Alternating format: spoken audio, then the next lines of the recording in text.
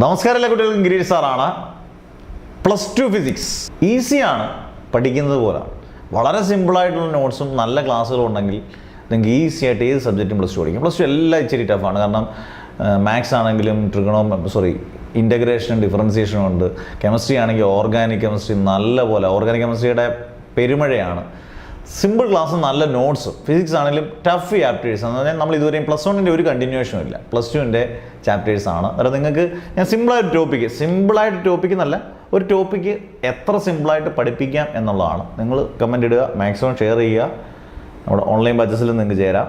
അന്നേരം വളരെ സിമ്പിളായിട്ട് എങ്ങനെ നമുക്കൊരു ഫിസിക്സിൻ്റെ ടോപ്പിക്ക് പഠിക്കാം. അതായത് നമ്മൾ ഇന്ന് എടുക്കുന്ന ടോപ്പിക്ക് ഫസ്റ്റ് ചാപ്റ്റർ ഇലക്ട്രോസ്റ്റാറ്റിക്സിനകത്തെ ഇലക്ട്രിക് ചാർജസ് ആൻഡ് ഫീൽഡ്സിനകത്തെ കൂളംസ് ലോ ആണ്.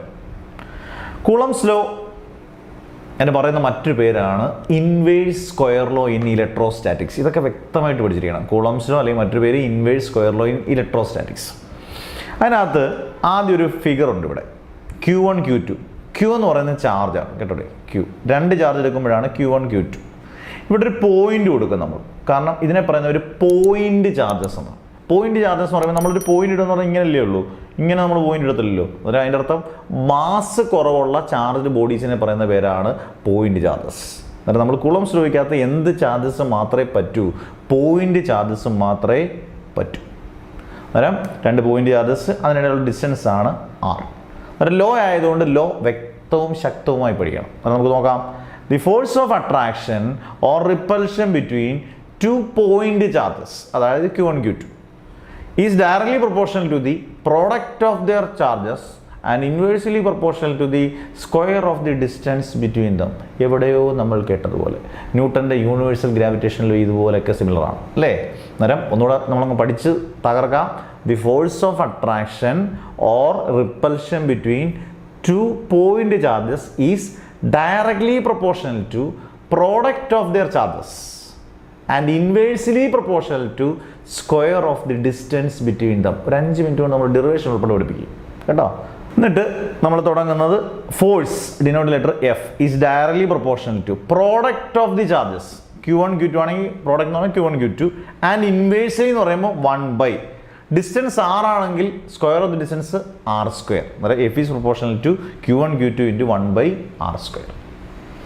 അത് കഴിഞ്ഞ് ഇത് ഒരുമിച്ച് അങ്ങ് എഴുതി, F is proportional to Q1 Q2/R².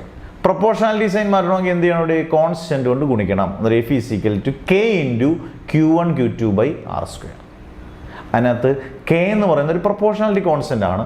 അതിൻ്റെ വാല്യൂ ആണ് കണ്ടത്. ഇത് വായിക്കുന്നത് പലരും 1/4πe എന്നല്ല, 1/4πε. എപ്സിലോൺ എന്ന് പറയുന്ന ഒരു കോൺസ്റ്റന്റ് ആണ്. ഇതൊക്കെ വ്യക്തമായിട്ട് എഴുതിയിരിക്കണം.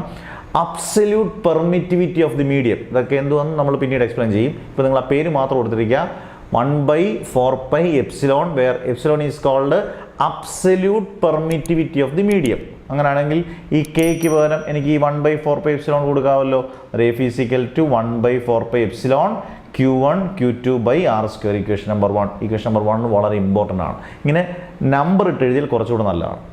ഈ ഇക്വേഷൻ തന്നെ ഫ്രീ സ്പേസ് അല്ലെങ്കിൽ വാക്വത്തിലാണെങ്കിൽ, വാക്യത്തിൻ്റെ സ്പെല്ലിംഗ് VACWM ആണ്. ഫ്രീ സ്പേസ് അല്ലെങ്കിൽ വാക്യത്തിലാണെങ്കിൽ ഒറ്റ വ്യത്യാസമേ ഉള്ളൂ. F ഈസ് ഈക്വൽ 1/4πε0, എപ്സിലോൺ വരെ ε0 Q1 Q2/R². Equation number 2. ആ ε0 എന്ന് പറഞ്ഞാൽ absolute permittivity of free space or vacuum. Epsilon എന്തുവായിരുന്നു? Absolute permittivity of the medium. ε0യോ absolute permittivity of free space or vacuum. ഇനി ε0 ഒരു കോൺസ്റ്റന്റ് ആണ്. നമ്മൾ ക്യാപിറ്റൽ G സ്മോൾ g ഒക്കെ പറയുന്ന പോലെ ഒരു വാല്യൂ ഉണ്ട്. വാല്യൂ നിങ്ങൾ കാണാൻ അറിഞ്ഞിരിക്കണം. 8.85 × 10⁻⁻12 നിർബന്ധമാണ്. ε0യുടെ വാല്യൂ 8.85 × 10⁻⁻12. അങ്ങനെയാണെങ്കിൽ നമ്മളിവിടെ എഴുതിയില്ലേ 1/4πε0. നിങ്ങൾ നോക്കി, 1/4 × പൈക്ക് വരും 3.14 × ε0ക്ക് വരെ 8.85 × 10⁻12 കൊടുക്കുമ്പം നമുക്ക് കിട്ടുന്ന വാല്യൂ ഇതാണ്. 1/4πε0ക്ക് പകരം 9 × 10⁻9 കിട്ടും. എന്നിട്ട് ഇനി നമ്മൾ എവിടെ 1/4πε0 ഉണ്ടോ അവിടെ എന്ത് കൊടുത്താൽ മതി? പ്രോബ്ലത്തിലൊക്കെ ഓർത്തോണം 9 × 10⁻9 കൊടുത്താൽ മതി. നിങ്ങൾ കാൽക്കുലേറ്ററിൽ മാഷ് പറഞ്ഞ എന്തെങ്കിലും തെറ്റുണ്ടെങ്കിൽ ചെയ്ത് നോക്കണം കേട്ടോ. അന്നേരം F ഈസ് ഈക്വൽ ടു മുമ്പത്തെ ഇക്വേഷൻ 1/4πε0ക്ക് പകരം നമുക്ക് എന്ത് കൊടുക്കാം? 9 × 10⁻9 Q1 Q2/R². ഇത് വളരെ ഇമ്പോർട്ടൻറ്റ് ഇക്വേഷൻ ആണ്. Equation number 3. ഇനി ഒരു സബ്സ്റ്റിറ്റ്യൂഷൻ വളരെ ഇമ്പോർട്ടൻ്റ് ആണ്. ഫൈനൽ ഇക്വേഷനോട്ട് കയറുകയാണ്. Epsilon is equal epsilon 0 epsilon R. Epsilon ഞാൻ എന്തോന്ന് പറഞ്ഞു? Absolute permittivity of the medium. Epsilon 0 absolute permittivity of free space or vacuum.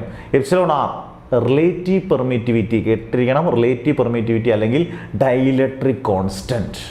അന്നേരം ഈ എപ്സിലോൺ ഉള്ളിടത്ത് നമുക്ക് എന്താ കൊടുക്കാം? Epsilon 0 epsilon R. എവിടെ എപ്സിലോൺ ഉള്ളത്? അതിനാണ് നമ്മൾ ഇക്വേഷൻ ഇട്ട് പഠിക്കുന്നത്. ഇക്വേഷൻ നമ്പർ 1 നോക്കിയിട്ട് എഫ് ഈസിക്കൽ 1/4π എപ്സിലോൺ. ഈ എപ്സിലോൺ ഉള്ളിടത്ത് നമുക്ക് എന്ത് കൊടുക്കണം? Epsilon 0 epsilon R. അന്നേരം നമുക്ക് എങ്ങനെ എടുക്കുക equation? F is equal 1/4π epsilon 0 epsilon R Q1 Q2/r². അതിനകത്തെ 1/4π എപ്സിലോൺ 0 എന്തുവാന്നായിരുന്നു മാഷ് പറഞ്ഞത്? നാണ്ടേ 9 × 10⁻⁹. അങ്ങനെയാണെങ്കിൽ F is equal to 9 × 10⁻⁹ by epsilon R ഇവിടെ കിടപ്പുണ്ട്. 1/4π എപ്സിലോൺ 0 ആയ 9 × 10⁻⁹ by epsilon R Q1 Q2/r². ഇത് ഫൈനൽ ഇക്വേഷൻ. സിമ്പിൾ. അന്നേരം നിങ്ങൾ അറിഞ്ഞിരിക്കേണ്ടത് കുളംസ് ലോ, സ്റ്റേറ്റ് കുളംസ് ലോ എന്ന് ചോദിച്ചാൽ കുളംസ് ലോ മാത്രം എഴുതുക. വേണമെങ്കിൽ ആദ്യത്തെ ഇക്വേഷൻ വരെ എഴുതാം, ആദ്യത്തെ 2 ഇക്വേഷൻ വരെ എഴുതാം, 2 മാർക്കാണെങ്കിൽ. State and derive Coulomb's law എന്ന് ചോദിച്ചാൽ നിങ്ങൾ ഇവിടെ മുതൽ കുളംസ് ലോ മുതൽ ഈ സ്റ്റെപ്പ് വരെ എഴുതണം. ഇതിൻ്റെ പ്രോബ്ലംസ് ചെയ്യുന്നത് എങ്ങനെയാണെന്നൊക്കെ ഇവിടെ എഴുതണം. ഇങ്ങനെയൊക്കെ വ്യക്തമായിട്ട് ഞാൻ പഠിപ്പിച്ചു തരും.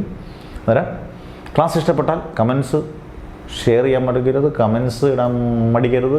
ഓൺലൈൻ ക്ലാസ്സിൽ നിങ്ങൾക്ക് ചേരാം. എല്ലാ സബ്ജക്റ്റും ഇതുപോലെ കിടുക്കാനായിട്ട് പഠിപ്പിക്കും, ചെറിയ ഫീസിൽ അടിപൊളിയായിട്ട്. അതിൻ്റെ കൂട്ടത്തിൽ എൻട്രൻസ് സുഖമായിട്ട് പഠിക്കും.